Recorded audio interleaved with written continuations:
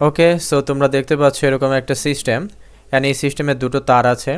সেই দুটো তারের ইনফরমেশন, ইয়ংয়ের গুণাঙ্ক, আদি দৈর্ঘ্য এবং ব্যাসার্ধ দেওয়া আছে। তোমাদেরকে বের করতে হবে যে দুটো তারের দৈর্ঘ্য বৃদ্ধি কত। অ্যান্ড দুটি তারের ধর্ম সেম হওয়ার পরেও কিন্তু দুটো তারের দৈর্ঘ্য বৃদ্ধি ডিফারেন্ট আসবে। সেম আসতে পারতো, বাট ডিফারেন্ট হওয়ার চান্সই বেশি। সেটা আমরা এখনই দেখব। সো ইয়ংয়ের গুণাঙ্ক দেখলে প্রথমেই তোমাদের মনে হতে পারে যে y is equal to F by A delta L by L naught. এই ফর্মুলাটা আমরা একবার প্রথম তারের জন্য ইউজ করব, আবার দ্বিতীয় তারের জন্য ইউজ করব। সুন্দর মতো ডেল্টা এল পেয়ে যাব। বাট দ্য কোশ্চেন ইজ যে এফ আমরা কোনটা বসাবো, এফ কি সেটাও কিন্তু আমাদেরকে বুঝতে হবে। তোমাদেরকে বলে দেই বা মনে করিয়ে দেই যে এফ কিন্তু হচ্ছে অভ্যন্তরীণ ফোর্স বা তারের ভেতরে অভ্যন্তরে তৈরি হওয়া একটা প্রত্যয়নী বল। সো ব্যাপারটা কি সেটা যদি তোমাদেরকে একটু বোঝাই, খেয়াল করে দেখো যে এই বস্তুর ভর হচ্ছে 20 কেজি এবং পৃথিবী তাকে mg বলে বা 20g বলে নিচের দিকে টানছে। অ্যান্ড এই 20g বলটা কি করছে, এই তারটাকেও প্রসারিত করার চেষ্টা করছে, কিন্তু তার তো প্রসারিত হবে না। স্থিতিস্থাপক ধর্ম অনুসারে এই তারটাকে যদি কেউ প্রসারিত করার চেষ্টা করে, তাহলে সে তার বিপরীতে একটা বল প্রয়োগ করবে। এই বলটাই হচ্ছে অভ্যন্তরীণ বল, এটাই হচ্ছে প্রত্যয়নী বল বা এটাই স্থিতিস্থাপক বল, যাই বলো না কেন এই বলটা কিন্তু অভ্যন্তরে তৈরি হয়েছে। অ্যান্ড এই বলটা কিন্তু এই 10 কেজির ওপর ডান দিকে ইফেক্ট সৃষ্টি করছে, যার জন্য এই 10 কেজিটা ডান দিকে গতিশীল হবে। ঠিক একইভাবে এই 5 কেজি বস্তুও নিচের দিকে 5g বল পাচ্ছে, পৃথিবী তাকে এই বলে টানছে। তো এই 5g বলটা এই তারটাকে প্রসারিত করার চেষ্টা করছে, কিন্তু তার তো প্রসারিত হবে না, তাই তার বিপরীতে সে একটা F2 বল প্রয়োগ করবে এবং এই F2 বলটা এই 10 কেজি বস্তুর উপরও কিন্তু ইফেক্টিভ হবে। সো আমাদেরকে এখন F1 এবং এই যে F2 দেখতে পাচ্ছ, এই দুটো বলের মান যদি আমরা বের করতে পারি, তারপর আমরা জাস্ট প্রথম তার এবং দ্বিতীয় তারের জন্য এই সূত্রের মধ্যে বসিয়ে দিব, তাহলেই কিন্তু আমাদের ম্যাথটা হয়ে যাবে। তো চলো প্রথমে আমরা F1 এবং F2 বের করা শিখি। তো এটা বের করা একদমই ইজি। তোমাদেরকে নিউটনের এই ফর্মুলাটা অ্যাপ্লাই করতে হবে, F is equal two ma। তোমরা এটা পড়েছিলে F is equal two ma, but জেনে রাখো যে এই Fটা কিন্তু অ্যাকচুয়ালি নিট বল, অর্থাৎ যতগুলো বল মিলে এই ত্বরণটা সৃষ্টি করছে। তো চলো প্রথমে আমরা এই 20 কেজি বস্তুর ওপর ফর্মুলাগুলো অ্যাপ্লাই করি। 20 কেজি বস্তুর ভর হচ্ছে 20, অ্যান্ড এই 20 কেজি বস্তুর ত্বরণ কত একটু খেয়াল করে দেখো তো। যেহেতু 20 কেজিটা ভারী, 5 কেজি হালকা, তাই পুরো সিস্টেমটা কিন্তু এখন এইভাবে গতিশীল হবে, তাই না? অর্থাৎ 20 কেজি বস্তু নিচের দিকে একটা এ ত্বরণ পাবে, 5 কেজি বস্তু উপরের দিকে এ ত্বরণ পাবে, 10 কেজি বস্তুর ডান দিকে একটা এ ত্বরণ পাবে।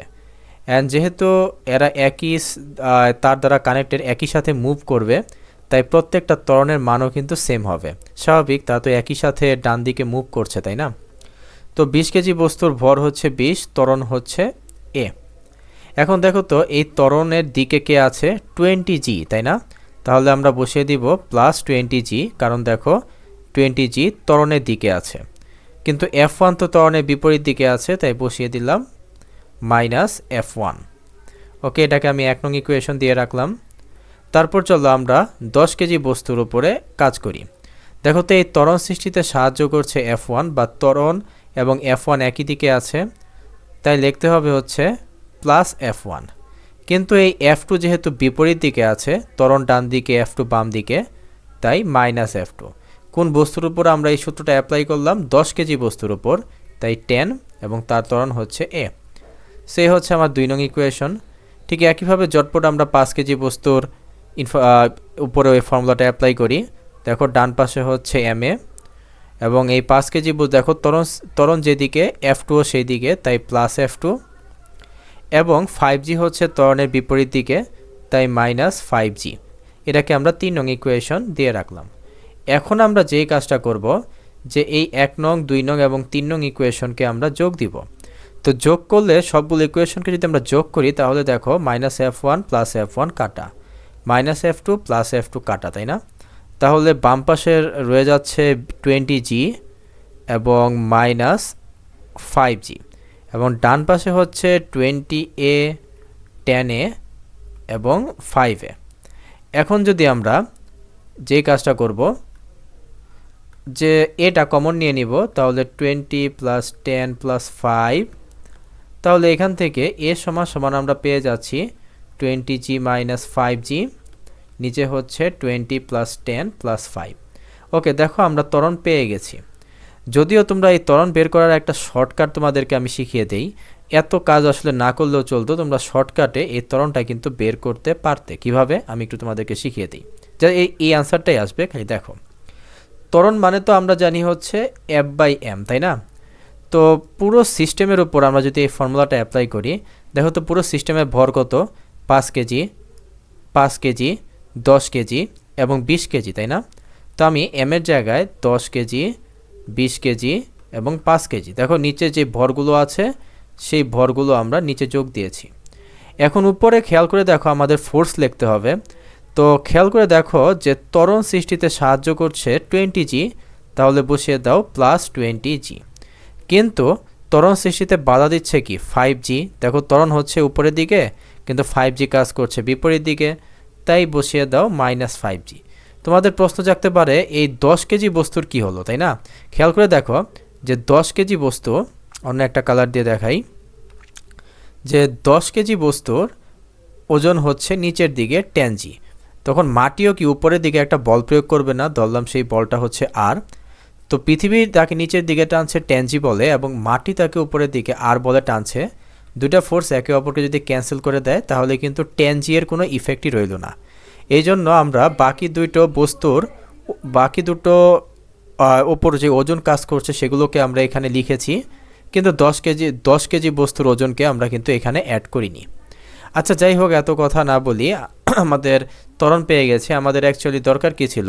F1 এবং F2 বের করা, তাই না? তো সিম্পলি বুঝতেই পারছো। আচ্ছা, আগে আমরা একটা কাজ করি, ত্বরণের মানটা বের করি। 20, আমি একটু ক্যালকুলেটরে ত্বরণের মানটা বের করে নেই। ওকে, সো আমি ত্বরণ পেয়েছি 4.2 মিটার/সেকেন্ড স্কোয়ার। 4.2 মিটার, হ্যাঁ ঠিক আছে। এখন আমি যদি এই ত্বরণের মানটা ধরো 3 নং ইকুয়েশনে বসিয়ে দেই, তাহলে আমি খুব সহজেই কিন্তু এই যে এই F2 এর মানটা পেয়ে যাব। আর আমি যদি ক্যালকুলেট করি তাহলে F2 এর মান আসে হচ্ছে, জাস্ট কিছুই করিনি, আমি কি করেছি, এই ত্বরণের মানটাই যে এখানে বসিয়ে দিয়েছি। তো সিম্পলি আমি F2টা পেয়ে যাব। ঠিক একইভাবে এই ত্বরণের মান আমরা 1 নং ইকুয়েশনে বসিয়ে দেই, তাহলে আমরা F1ও পেয়ে যাব। তো আমরা সেই কাজটা করি। তো F1 আসছে, যদি আমরা 1 নং ইকুয়েশনে এর মানটা বসিয়ে দেই তাহলে F1 আসে 112 নিউটন। ওকে, আমাদের কাজ শেষ। এখন আমরা এই F1 এবং F2 ইউজ করে এই ফর্মুলাটা, যেই ফর্মুলাটার কথা একটু আগে বলছিলাম, যে y = উপরে হচ্ছে F/a, নিচে ΔL/L0, এটাকে একটু সুন্দর করে সাজিয়ে লিখলে F/a ΔL, উপরে হচ্ছে L0। সো একবার এখানে তো দুটো তার আছে, তাই না? ধরলাম এই যে এটা হচ্ছে প্রথম তার। তো প্রথম তারের জন্য আমরা ফর্মুলাটা অ্যাপ্লাই করি। প্রথম তারের জন্য, আচ্ছা একবারে করে ফেলি, ঠিক আছে? তো আমরা প্রথম তারের জন্য ফর্মুলাটা একটু অ্যাপ্লাই করি। দেখো তো দুটো তারেরই কিন্তু y এর মান সেম, অর্থাৎ 2 × 10⁻11।